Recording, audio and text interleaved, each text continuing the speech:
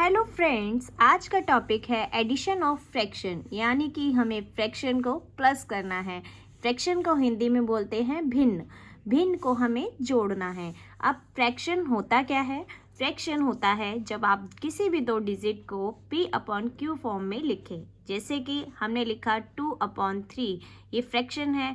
5/4, ये भी फ्रैक्शन है। तो ये सारे क्या होते हैं? फ्रैक्शन। अब आपको आपकी बुक में क्या क्वेश्चन मिलते हैं? कुछ फ्रैक्शन को प्लस करना, कुछ मल्टीप्लाई करना, कुछ माइनस करने वाले क्वेश्चन आते हैं, जिसमें बच्चों को बहुत दिक्कतें आती हैं। तो आज मैं ये टॉपिक लेकर आई हूँ आपके लिए। एंड जब भी आप ये टॉपिक करेंगे तो आपके लिए सारा ये कॉन्सेप्ट क्लियर हो जाएगा कि हम फ्रैक्शन को प्लस कैसे करेंगे। ठीक है। एंड नेक्स्ट वीडियोस में मैं आपके लिए लेकर आऊँगी फ्रैक्शन को हम माइनस कैसे करें, फ्रैक्शन को हम मल्टीप्लाई कैसे करें। ठीक है, तो चलिए स्टार्ट करते हैं क्वेश्चन 1 से। क्वेश्चन 1 है, हमें करना है 3/4 प्लस 2/3 को प्लस करना है। ठीक है, तो करने के लिए हमें सबसे पहले जो नीचे हमें ये डिनोमिनेटर होता है, यानी कि हिंदी के लिए इसको हर बोलते हैं। नीचे वाले डिजिट को क्या बोलते हैं? हर।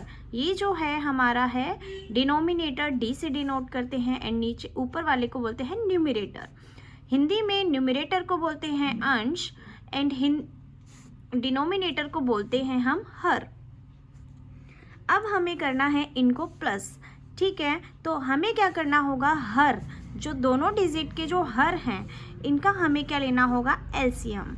ठीक है, एक थोड़ी सी लंबी लाइन खींचकर हमें 4 और 3 का एलसीएम लेना होगा। इस तरीके से यहाँ लिखेंगे 4। अब ये दो डिजिट अलग अलग हैं तो बीच में हमें कोमा लगाना होगा एंड लिखेंगे 3।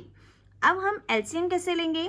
4 और 3 अगर किसी एक ही टेबल में आते हैं तो हम उसी टेबल से सॉल्व करेंगे। लेकिन अब देखो बच्चों, यहाँ पर 4 और 3 किसी एक टेबल में नहीं आते हैं, तो हमें क्या करना होगा? ये अलग अलग टेबल से सॉल्व करना होगा। तो पहले हम क्या करेंगे? 2 से कर देते हैं। 2 2 ज़ा 4, और 3 तो नहीं जाएगा 2 के टेबल से, तो हम 3 को एज इट इज़ नीचे उतारेंगे। अगेन 2 से सॉल्व करेंगे। 2 1 ज़ा 2, फिर ये 3 नहीं जा रहा है तो फिर से 3 को नीचे उतारेंगे। ठीक है, अब यहाँ पर जब 1 आ जाएगा तो हम इस वाले डिजिट को हम सॉल्व करना बंद कर देंगे।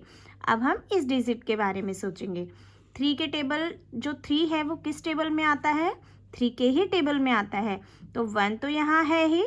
3 1 ज़ा 3। ओके, तो हमारे पास वैल्यू क्या आई है? 2 मल्टीप्लाई 2 मल्टीप्लाई 3। 2 multiply 2 multiply 3। अब इनको हम क्या करेंगे? मल्टीप्लाई करेंगे। 2 2 ज़ा 4, 4 3 ज़ा 12, यानी कि जो हमारा एलसीएम आया है 4 और 3 का क्या आएगा? 12। इजी है ना एलसीएम निकालना? ठीक है, इसके बाद थोड़ा सा ध्यान देंगे। थोड़ा सा एक जो है एक स्टेप है जिसमें आपको थोड़ा सा याद करना पड़ेगा। देखेंगे पहले डिजिट का डिनोमिनेटर क्या है? 4। पहले डिजिट का जो हर है वो क्या है? 4। अब 4 के टेबल में 12 कब आता है? 4 के टेबल में 12 कब आता है? 3 पर आता है। कब आता है?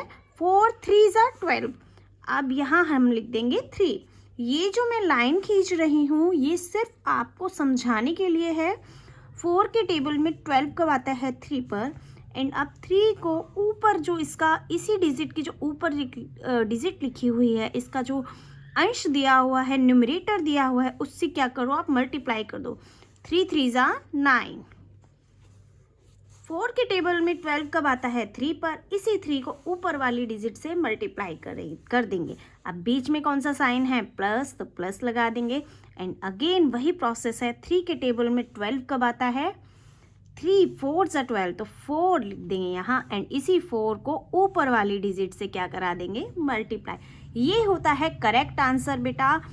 कभी भी आप मल्टीप्लाई क्रॉस मल्टीप्लाई नहीं करना, क्योंकि अगर आपने एक बार ये प्रोसेस सीख लिया तो आप कभी भी नहीं भूलेंगे।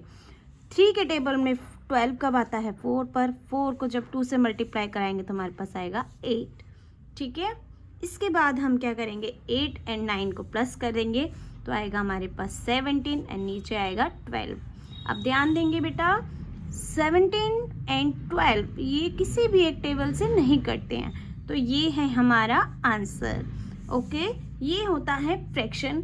नेक्स्ट मैं आपको क्वेश्चन फिर से बताती हूँ।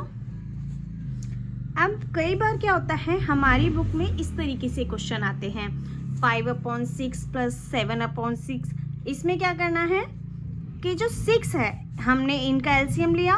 देखो 6 के टेबल, 6 किस टेबल में आते हैं दोनों, तो 6 से ही कर देते हैं। 6 1 जा 6, 6 1 जा 6, दोनों में 1 1 आ गया। हमारा एलसीएम क्या आया, 6। ठीक है, हमने लिया 6। ठीक है, इसके बाद 6 के टेबल में 6 कब आता है, 1 पर। 1 को हमने 5 से मल्टीप्लाई किया, 5 प्लस 6 के टेबल में 6 कब आता है, 6 1 पर, एंड 1 को मल्टीप्लाई किया 7 से, तो 7, बीच में प्लस है तो प्लस लगाया। अब से 5 और 7 क्या होता है, 5 5 10 और 2 12। ठीक है, एंड 6। अब ये आया हमारा, इसको क्या करेंगे, 6 1 जा 6, 6 2 जा 12। हमारा जो आंसर आया है 2/1। अब डिनोमिनेटर अगर 1 होता है तो हम इसको क्या कर सकते हैं, रिमूव, एंड आंसर आया हमारा 2। अब ध्यान देने वाली बात है बेटा कि जब भी आपके पास बेस अगर सेम आता है तो हम क्वेश्चन कैसे करते हैं, हम डायरेक्टली हम एक बार 6 लिख देते हैं, एंड जो ऊपर डिजिट होती है उनको जिस साइन में दे रखी है उसी साइन में लिखकर सॉल्व कर देते हैं। ये इसी प्रोसेस से होता है। मैंने आपको ये इसलिए बताया है क्योंकि ये जो सारे क्वेश्चन होते हैं वो इसी प्रोसेस से होते हैं, इसलिए आपको ये बताया है मैंने। नेक्स्ट क्वेश्चन है आपका, हमें फिर से इनका एलसीएम लेना है। ठीक है, 5 एंड 15 का क्या लेंगे हम, एलसीएम। ठीक है, तो 5 1 जा 5, 5 3 जा 15। ये देखो दोनों ही एक ही टेबल से हो रहे हैं, तो 5 1 जा 5 जब नहीं होते तो हम अलग अलग टेबल से करते हैं। तो 5 1 जा 5, 5 3 जा 15। फिर से अब देखो 1 तो यहाँ आ गया, जब किसी डिजिट के नीचे 1 आए तो हम उस डिजिट को क्या कर देते हैं, छोड़ देते हैं, आगे वाली डिजिट को सॉल्व करते हैं। तो 3 किसके टेबल में आता है, 3 से, 3 1 जा 3। अब हमारा एलसीएम क्या आया है, 5 × 3 क्या हुआ, 5 3 जा 15। ठीक है, इस तरीके से एलसीएम लेना है, एंड यहाँ लिख देंगे 15, एक लाइन बड़ी खींचेंगे एंड 15 लिख देंगे। अब फिर से वही प्रोसेस करना है। 5 के टेबल में जो ये पहली डिजिट है उसका डिनोमिनेटर हर है, उसके टेबल में 15 कब आता है, 5 के टेबल में 15 कब आता है, 5 के टेबल में 15 कब आता है, देखेंगे बच्चों 3 पर, 5 3 जा। अब जो 3 जा है इसको ऊपर वाले से मल्टीप्लाई करा दो, 8 3 जा 24 प्लस, अब 15 के टेबल में 15 कब आता है, 1 पर। ठीक है, अब 1 को ऊपर वाले से मल्टीप्लाई करा देंगे 4। ठीक है, आपको ये जब लाइन शुरुआत में करनी है ताकि आपकी थोड़ी सी जो कॉन्सेप्ट थोड़ा सा क्लियर हो जाएगा। जब आपको ये चीज़ें आ जाएंगी तो अपने आप आपके दिमाग में ये एकदम से होगा। ठीक है, तो 24 + 4 कितना होता है, 28, एंड यहाँ पर है 15। तो आंसर हमारा क्या रहेगा, यही रहेगा क्योंकि ये दोनों आपस में नहीं कट रहे हैं। तो ये है आपका एडिशन और फ्रैक्शन। ये मैंने आपको एक सही तरीका बताया है बच्चों। आपको मल्टीप्लाई क्रॉस मल्टीप्लाई नहीं करना है, आपको जो मैंने प्रोसेस बताया है उसी प्रोसेस से आपको फ्रैक्शन करनी है। आपको थोड़ा सा लंबा प्रोसेस लगेगा, लेकिन जब आप 1-2 क्वेश्चन कर लेंगे तो आपके लिए बहुत इजी क्वेश्चन हो जाएगा। Okay, thank you. मुझे मेरे चैनल को ज़रूर सब्सक्राइब करना अगर मेरे वीडियोज़ आपको पसंद आ रहे हैं।